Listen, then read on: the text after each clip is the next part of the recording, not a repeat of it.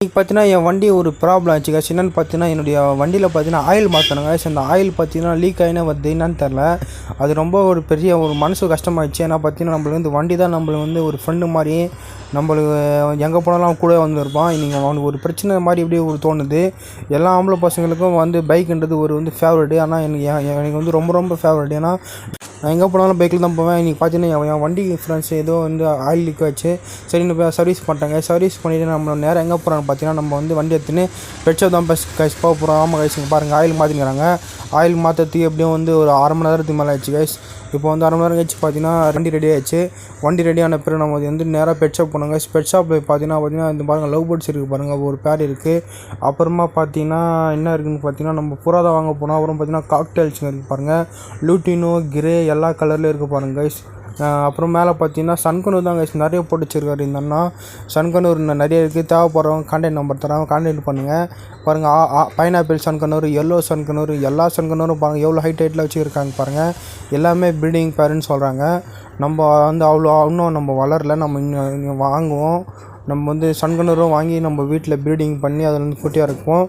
பாருங்கள் இந்த பக்கம் பார்த்தீங்கன்னா லவ் பேர்ட்ஸ் இருக்குது பாருங்கள். இங்கே பாருங்கள் லவ் பேர்ட்ஸ் வந்து பானைக்குள்ளே முட்டை போடான்னு செக் பண்ணி பார்த்தேன். அந்த பானைக்குள்ளே முட்டை போடல புதிய சொல்கிறதுக்காக சரி நான் அப்படியே நம்ம வீட்டுக்கு கிளம்பி வந்து பார்த்தேன். நம்ம காக்டெயில் கைஸ் இங்கே பாருங்கள், இது வரின்னு இது பாருங்கள் லூட்டினோ. இந்த லூட்டினோ வந்து இது வந்து நல்லா இருக்கும்போது எனக்கு பிடிக்கிறது அது கடிக்கும். இப்போ பார்த்தீங்கன்னா அது ரொம்ப ரொம்ப ரொம்ப டல் ஆகிட்டு என்னன்னு தெரில, அப்படியே டக்குன்னு ஆகிட்டே இருக்குது. ஏதோ சொல்லுவாங்களே சுக்கா நோய் என்னன்னு தெரில, அந்த மாதிரி வந்துட்டு இருக்காச்சு. இங்கே பாருங்கள் அப்படியே பேப்பரை விட அப்படியே அந்த சொல்கிறாங்களே அந்த மாதிரி இது பாருங்கள் ஒரு மாதிரியாக இருக்குது பாருங்கள்.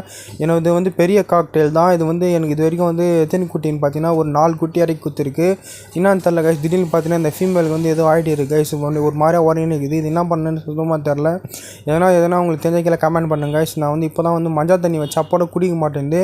ஒருவேளை அது ஊட்டி ஒன்றுமான்னு என்னன்னு கூட தெரிலங்க. பாருங்கள் கைஸ் எவ்வளோ பாருங்கள், அது கூண்டு தொடர்ந்து தான் இருக்குது. ஆனால் வந்து பண்ணனா போல் பாருங்கள், அது ரொம்ப ரொம்ப இதுவாகிடுது கைஸ். ஒரு என்ன சொல்கிறது, ஒரு மாதிரியாக லேசியாகிடுது கைஸ். ரொம்ப உடம்புல இருக்க ஸ்ட்ரென்த்து மொத்தமே போயிட்டு இருக்குங்க பாருங்கள். தொட்டால் ஒன்றும் பண்ண முடியாது கைஸ். இது வந்து நான் ஹேண்ட் டைம்லாம் பண்ணலை.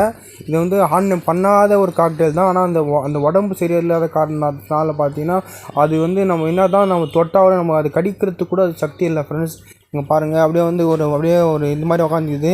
இது வந்து ஃபீமேலுக்கு ரன்ஸ், என்னுடைய ஃபேவரட் ஃபீமேல். நான் ஃபஸ்ட்டு காக்டெயில் வாங்கும்போது வாங்கினது இதுதான். இன்றைக்கி 4 குட்டி இது வரைக்கும் இறக்கி குத்திருக்கு. 4 குட்டி இறக்கி குத்துட்டு இந்த மாதிரி ஆச்சு கைஸ். என்ன பண்ணுறதுன்னு சுத்தமான ஐடியா இல்லை. எந்த நாள் நோய் வச்சுன்னே தெரில.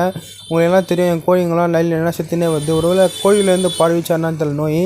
என்ன பண்ணுறதுன்னு தெரியலங்கன்னா இப்போ நான் சரியாக மெயின்டைன் பண்ணல போல் இருக்குது. கடைக்கு வர போகிறேன், அதனால் வந்து யாரும் சரியாக பார்த்துக்க மாட்டேறாங்கன்னு தெரியல. அப்போ நான் காக்டெயில் குண்டு நான் போன தான் க்ளீன் பண்ணேன்.